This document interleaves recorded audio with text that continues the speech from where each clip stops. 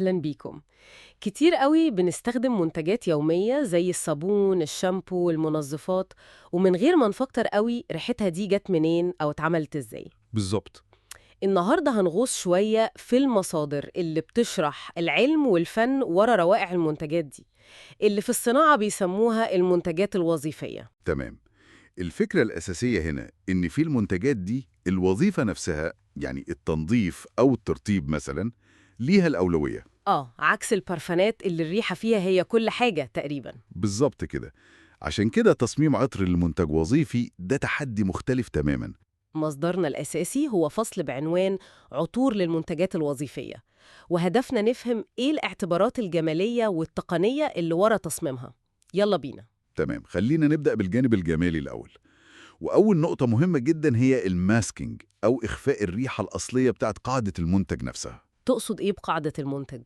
يعني المادة الخام اللي بيكون منها المنتج قبل إضافة العطر. بصراحة معظم القواعد دي ليها ريحة مش مستحبة بطبيعتها. ممكن تبقى ريحة دهنية أو كيماوية أو ساعات نفاذة شوية.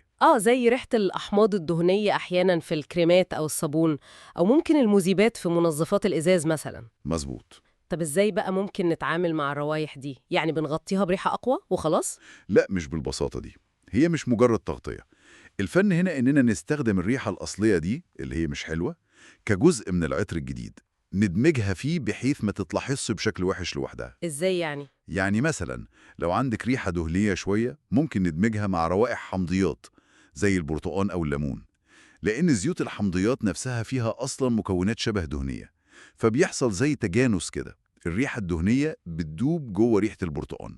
فكرة ذكية. أو مثلا ممكن نستخدم النيرولي عشان نخفي ريحة عرق خفيفة أو ريحة اللانولين في بعض الكريمات. أهم حاجة إن منحنى قوة الريحة الأصلية ورائحة الإخفاء يكونوا ماشيين مع بعض مع الوقت، عشان ما تجيش لحظة الريحة الأصلية تظهر فجأة. فهمت.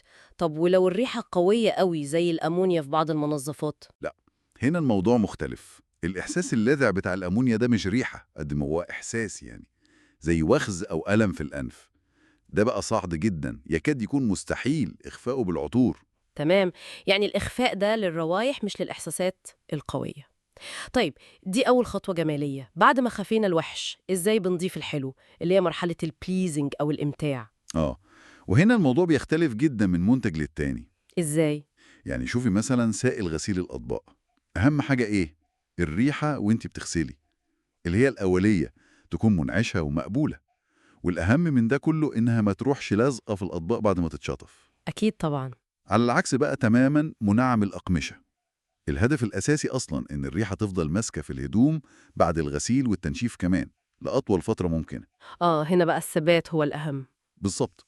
عشان كده ممكن نقسم المنتجات الوظيفية دي لفئتين كبار. فئة الريحة فيها عنصر حاسم في قرار الشراء، زي مزيلات العرق، الصابون، منعمات الأقمشة. المستهلك بيدور على ريحة معينة وبيحكم على المنتج بيها. تمام. وفئة تانية الريحة بتلعب دور تكميلي أكتر، زي الشامبوهات أو منظفات الأرطيات. هنا الريحة مهمة بس مش هي العامل الأول. وفي الفئة دي بالذات بنلاقي كتير الاتجاه لروايح تكون آمنة، يعني مقبولة لأكبر عدد من الناس. يعني روايح مش غريبة أو قوية قوي. أيوة، وأحيانا كمان بتكون مستوحاة من روائح المنتجات الرائدة في السوق.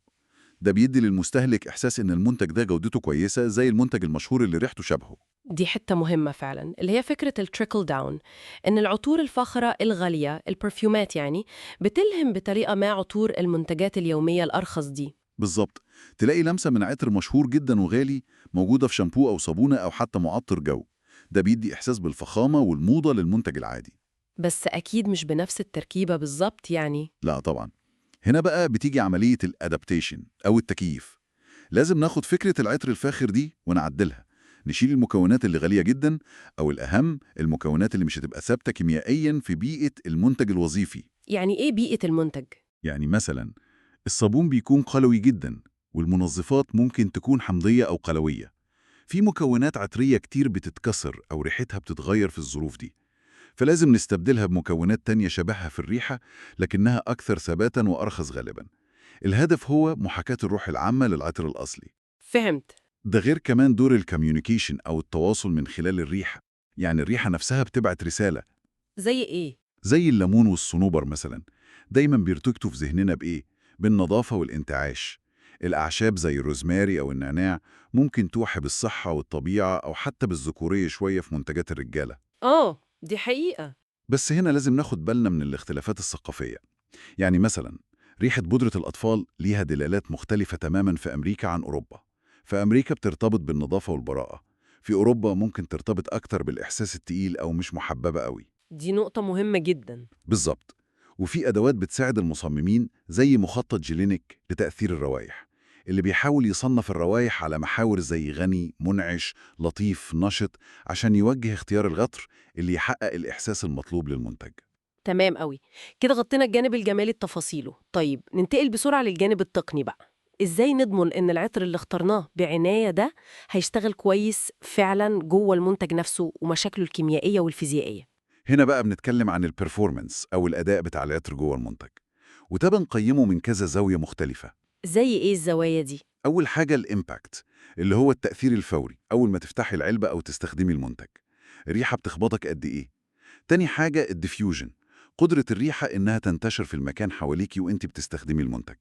امم وبعدين التناسيتي اللي هو الثبات، الريحة بتفضل على السطح جلد شعر قماش قد إيه بعد الاستخدام أو الشطف.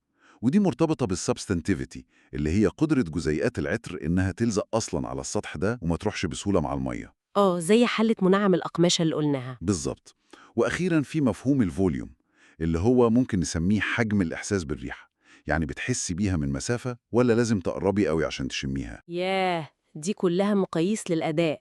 طب إزاي المصممين بيقدروا يتحكموا أو يتوقعوا الحاجات دي كلها؟ يعني إيه اللي بيخلي ريحة تفضل ثابتة وريحة تانية تطير بسرعة؟ بنعتمد بشكل كبير على فهم الخصائص الفيزيائية والكيميائية للمكونات العطرية نفسها. أهم خاصيتين هما الفولاتيليتي أو درجة التطاير، والووتر سوليوبيليتي أو درجة الذوبان في المية. وإيه علاقتهم بالأداء؟ بشكل عام كده المكونات اللي تطايرها قليل يعني تقيلة شوية وما بتطيرش بسهولة، واللي ذوبانها في المية قليل، هي دي اللي غالبا بتدي ثبات تناسيتي والتصاق سبستانشيالتي أعلى. عشان كده هي مهمة جدا للمنتجات اللي بنستخدم معاها مية وعايزين الريحة تفضل بعدها، زي منعمات الأقمشة أو حتى الشامبو والبلسم. فهمت. يعني الاختيار مش عشوائي خالص. أبداً. ده غير بقى التحديات التانية زي الاستابيليتي أو الثبات الكيميائي. لازم نتأكد إنه العطر مش هيتكسر أو يتفاعل جوه المنتج بسبب البي اتش بتاعه سواء كان حمضي أو قلوي، أو بسبب الأكسدة مثلا لو المنتج بيتعرض للهواء. وكمان ثبات لون العطر نفسه عشان ما يغيرش لون المنتج النهائي. كل دي اختبارات لازم تتعمل؟ طبعاً. وأخيراً الcompatibility أو التوافق. لازم العطر يكون متوافق مع تركيبة المنتج نفسها، يعني ما يسببش مشاكل زي إن المنتج يبقى معقر أو لزوجته تتغير. وكمان متوافق مع العبوة عشان الريحة ما تتسربش من خلال البلاستيك بتاع العلبة مثلا مع الوقت. فعلا تحديات كتير جدا فنية وتقنية. كلها بتتطلب اختبارات دقيقة ومعقدة عشان نضمن إن الريحة اللي بنحطها دي هتوصل للمستهلك زي ما احنا عايزين بالظبط وتفضل ثابتة طول فترة صلاحية المنتج. ياه، واضح إن تصميم عطر لمنتج يومي ده مش مجرد إضافة ريحة حلوة وخلاص. دي عملية معقدة جدا، مزيج حقيقي بين الفن والعلم، من أول فهم نفسية المستهلك وتوقعاته الثقافية لحد الكيمياء والفيزياء بتاعت المكونات نفسها. تماماً. الموضوع فعلا فيه طبقات كتير قوي. وده يمكن يخلينا نفكر في سؤال أخير كده، يا ترى لحد فين اختياراتنا اليومية للمنتجات اللي بنستخدمها دي بتتأثر فعلا بالروايح اللي متصممه بمنتهى العناية دي؟ ممكن نكون بنختار منتج عن منتج لمجرد إن ريحته عجبتنا على مستوى اللاواعي من غير ما ناخد بالنا أصلا؟ سؤال مهم جدا فعلا. وهل ممكن في المستقبل مع التطور الرهيب في العلم والبيانات والذكاء الاصطناعي نوصل لمرحلة نقدر نتنبأ فيها بشكل دقيق جدا بأداء العطر ده هيكون عامل إزاي في منتج معين وإيه تأثيره النفسي بالظبط على المستهلك؟ ده يفتح باب كبير للتفكير فعلا. شكرا جزيلا على الرحلة الممتعة دي في عالم عطور المنتجات الوظيفية الخفي والمعقد ده. الشكر ليكي. وبنشكركم على الانضمام لينا في هذا الاستكشاف المفصل.